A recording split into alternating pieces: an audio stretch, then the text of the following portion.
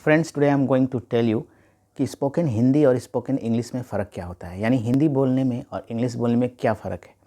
देखिए दोस्तों, अगर हम हिंदी बोलते हैं ना, हिंदी क्या है, एक फ्लैट लैंग्वेज है, यानी कहीं से शुरू कीजिए कहीं पे ख़त्म कीजिए हमें समझ में आता है, बल्कि अच्छा ही लगता है।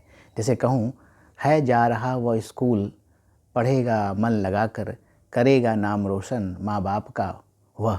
तो आपको लग रहा हो कि मैं पोयम बोल रहा हूँ, यानी आपको समझ में तो आ रहा है कि आप कैसे बोल रहे हैं, ठीक है, क्या बोल रहे हैं, ये समझ में आ रहा है।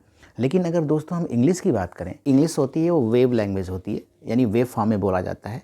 जैसे ऐसा नहीं कि आप कहीं से शुरू करके कहीं ख़त्म कर देंगे, इसका एक पर्टिकुलर स्ट्रक्चर होता है जिसको वो फॉलो करता है। जैसे आपको सब्जेक्ट, वर्ब और ऑब्जेक्ट, इसको फॉलो करना पड़ता है एक्टिव सेंटेंस में।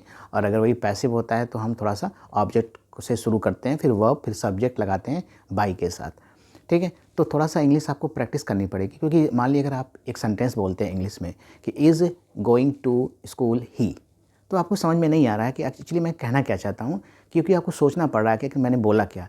ना आपको ये कविता लग रहा है ना कुछ लग रहा है। इसीलिए दोस्तों, पहले आपको सब्जेक्ट ही बोलना है, ही बोलेंगे, फिर इज़ बोलेंगे, गोइंग टू स्कूल बोलेंगे।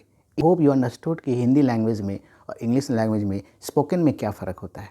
इसलिए दोस्तों, इंग्लिश बोलने की अधिक से अधिक प्रैक्टिस कीजिए, क्योंकि इंग्लिश जो होती है वेव लैंग्वेज है, लिंक करके ही बोलना पड़ता है, कहाँ स्ट्रेच करना है कहाँ नहीं करना है, कुछ सब प्रैक्टिस से ही होता है।